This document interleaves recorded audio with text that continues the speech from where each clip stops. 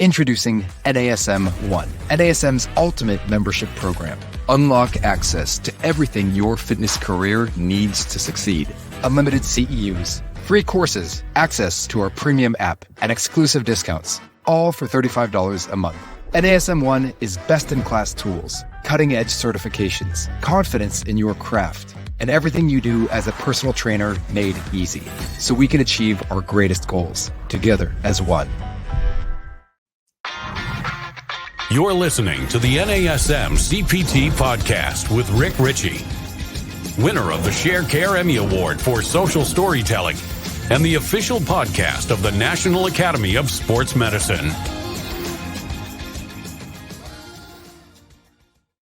Hey, y'all, and welcome to the NASM-CPT Podcast. My name is Richey, and today, before we get started, I'm going to ask a flavor of you. If you could do me a favor, go to the link in the show notes here, and in the link in the show notes is a listener survey so that we can get feedback about the show, about the episodes, about the network, not just this one, but other ones. And it's going to take about 5, if you're a slow reader like me, 6 minutes to provide the feedback. And if you could do that, that's really helpful. And we're going to be incentivizing it a little bit. You get it entered in with several chances to win for the people that sign up for Amazon gift card worth $100. So if you can go in to check that link in the show notes, fill out the survey. Thank you. I would appreciate it. Now let's get on to the show, because today we're going to continue talking about what we've been talking about, which is the NASM OPT model. As we continue with the review, we're doing a review of the model. It's the anchor of NASM. It is the periodization, programming, and concept, and the system and the progression of what we do when we work with people and schedule their workouts. So with that being said, we're moving on to the strength endurance phase 2. And remember, there are 5 phases. There are 3 levels. So there's stabilization, strength, and power. So we're now moving into the strength level in this conversation. So first of all, I want to point out that I get a lot of people, they ask the question, where do I start people when I train, or do I always have to start them in stabilization? Really, the answer is no, but it is recommended. So what I tend to do, if I get pushback from people that are like, I don't want to do the higher repetitions, or, I have certain types of exercises I like to do. We want people to do that. In fact, we have the trainers give the clients options for exercises that they want to perform, because we want them to have a participatory piece of writing their programs and submitting their programs and being a part of it, as opposed to simply being dictated to. So this might happen. However, I always like to get the stabilization work in, and if they want to go right to the hypertrophy training, this is a great way to meet in the middle. And one of the ways I do that is through an example where I had a guy that was like, I don't want to do all that stuff. I see you doing push-ups on a BOSU ball, or you're standing on a single leg doing things. And, I just want to lift. And I was like, I'm with you. I get it. I think that that's cool. But let's meet in the middle here somewhere. And why don't you pick the lift that you want to do, and then I pick the lift that we do after? And the guy was like, yeah, sure. So he, of course, picked bench press. So no problem. Happy to do it. So what we did is that I just superset it with push-ups. And that sounded totally reasonable, because that is a normal kind of strength superset, except one of those, based on the NASM protocols, is a standard strength training exercise, and the other one can be a stability exercise and potentially an endurance exercise, depending on how many reps you can do. So I had the guy pick the bench press, but I said, just know we're going to do this a little bit slower than you normally do. So we're going to slow it down a little bit, 2 seconds on the way down, 2 seconds on the way up. It'll take about 4 seconds. If you get 10 repetitions, it's going to take about 40 seconds to do, as opposed to just banging out 10. So we put, instead of 45s, maybe we put 35s on, and had him do 10 repetitions. And then we went into the push-ups, and we did the push-ups. Nice. Again, very slow, very controlled. And he was only able to get like 2 or 3 repetitions with the push-ups. And then I said, okay, no, we're going to keep going. We're going to keep getting repetitions. So take your hands and I want you to put it on the bench that we just did bench press off of. And we're going to keep doing them.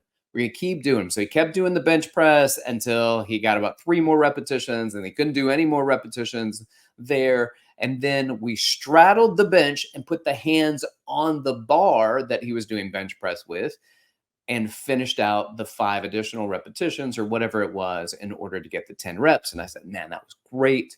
Now break for 60 seconds and we do it again. And he was like, whoa, that's a lot. And I was like, yeah, that's what this training is. And he was like, okay. And what that actually did for me was to work with somebody to allow them to buy in to what my goal is for them when it comes to stabilization and endurance and the strength that they want to gain. And a lot of times people get really concerned because they were like, well, I want to maybe build muscle. And I'm like, well, you can build muscle doing endurance training. So this is still a good way to build muscle. It certainly increases the amount of volume that you're doing, but you're also getting the stabilization component. You're still getting the endurance component. So let's talk about the strength level as we go from the stabilization level of the OPT model, moving into the strength level. And then, of course, there's strength into power. Anytime you leave one and go into the other one, the phase that you go into will be a superset. So when you leave stability and go into strength, that first phase in the strength level is going to be a superset. When you leave strength and go into the power phase, that first phase in the power, which in our current model is the only phase, is a superset. So let's talk about the strength level. What's our goal here? Well, the goal is to develop strength. But when we develop strength, it's kind of like a pendulum. We've been focusing on stability and endurance. What we don't want to do is focus on strength and lose the stability and endurance. So what we do here is we try to maintain our stabilization, our endurance, while still now focusing more on a few things. One, the ability of the core to stabilize the pelvis and the spine with heavier loads with greater ranges of motion. This is, by the way, if you want to follow along, I'm just pulling some information from page 700. I got a lot of feedback over the last few days as we've been going through the OPT model. And one of the things that people said is, thank you so much for pointing out in the textbook what you're talking about so I can go into the textbook and look at it with you. So at the top of page 700, it goes through a list of some of the things that we're trying to get out of the strength level. So I figure, I'll tell you about it. You can join me if you want to. Increase the load-bearing capacities or capabilities of muscles, tendons, ligaments, and joints. Strength level allows us to increase the volume of training. It allows us to increase the metabolic demand by taxing more of the phosphocreatine, the ATP-PC, and the glycolytic energy system. So it helps to induce some cellular changes within the muscle. And then the last one that it has on the list here, increase recruitment of motor units to overcome an external load. We're starting to build more strength, right? So as we're working through this, that's kind of the goal of the strength level. But there are 3 phases in the strength level. Today, right now, we're going to be talking about only strength endurance training. Strength endurance training, this kind of hybrid that we went into where we do a strength training exercise and then we superset it with a stability exercise. And I remember talking to the people as they were developing or had developed the OPT model. They said, well, maybe you do the stabilization endurance first and then you do the strength. But the truth of the matter is that the gas in the tank runs out. So they do the strength training first, and then they lighten the weight, they slow the movement down, and then they can get additional repetitions with that stabilization and endurance training. And I think that's really important to point out because as we always work with our clients to help support them in their goals, we have to pay attention to what their goals, their needs are, what they're trying to do. But we also have to look out for things that they're not trying to do, but their body still needs it. Their body still benefits from it. This is that, give them what they need packaged in what they want. That's what I did for the guy when he said, let's do bench press. And we did the bench press, but we also did the stabilization endurance stuff and add it to his strength. So we did strength endurance training. So the variables are going to be pretty similar. What I want to do is I want us to turn to if you're with me, I want you to turn so that you understand a little bit about the superset. The superset, there's a chart on page 703, table 2110, and it's examples of phase 2 supersets. Now, I gave the example of the bench press and the push-up. Well, that's actually the example they have here in the textbook. What you do is you do an exercise, a traditional strength training exercise, and then you superset it with a biomechanically similar stabilization endurance exercise. So there is a machine chest press, and then the superset was now go to a cable machine, stand on a single leg, and do a cable chest press. Now, I think you could probably just do a cable chest press, and that might be a stabilization endurance because that's hard. You got to really engage your core with that. There's a lat pull down machine, but then you can stand to do a lat pull down. If anybody's ever done lat pull downs or even pull ups, and you haven't done them in a while, standing or the pull ups, when you do it, my abs can get really sore if I haven't done pull ups in a long time. Or if you stand and you do a lat pull down, you really feel your abs engage in that.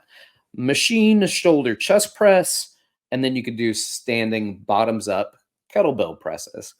These are great stabilization endurance exercises that follow a traditional strength training exercise. Barbell squat, single leg squat. I had my client Stuart do that the other day where we did barbell squats, we did single leg squats, and then I added a little extra endurance. Don't tell NASM I did more. Then I also had them do a single leg RDL at the same time. So the superset, I've been training this guy for years. So we get to play with the model and engage in different ways. And then we did squats again. And then we did the single leg squat and the single leg RDL on the other leg the following time. Romanian deadlift, single leg Romanian deadlifts. Machine calf raise, single leg calf raise. Single leg calf raises are actually pretty hard. So those are the examples of what the supersets might look like. And if you go to page 705, table 2111, it gives you an example of a phase 2 strength endurance training.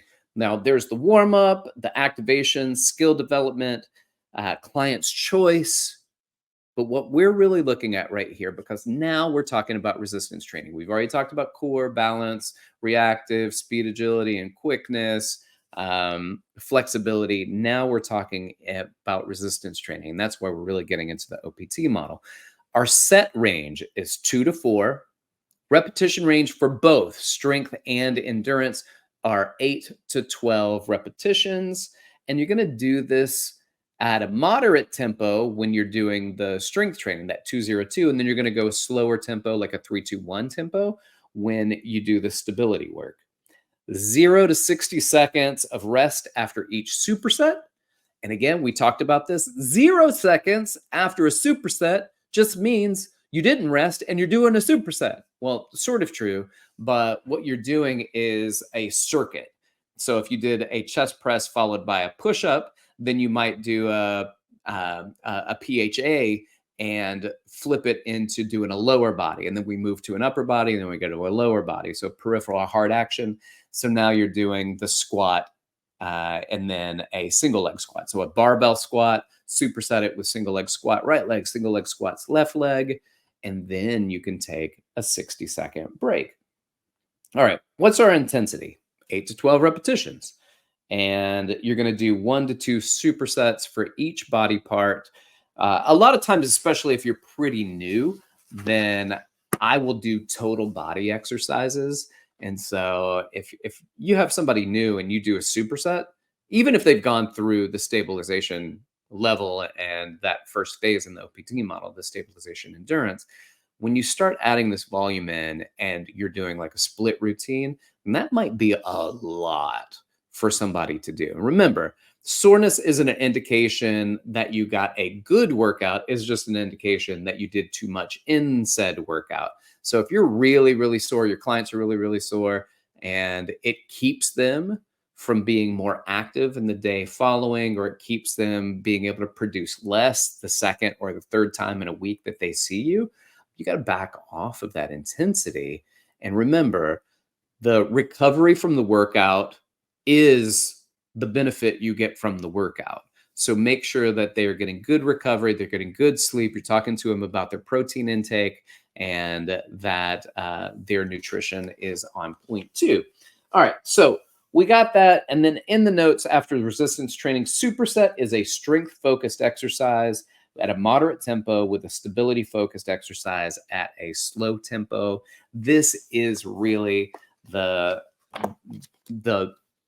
next level where you're making the stabilization endurance harder by doing a strength exercise, superset it with a stabilization endurance exercise, 8 to 12 repetitions.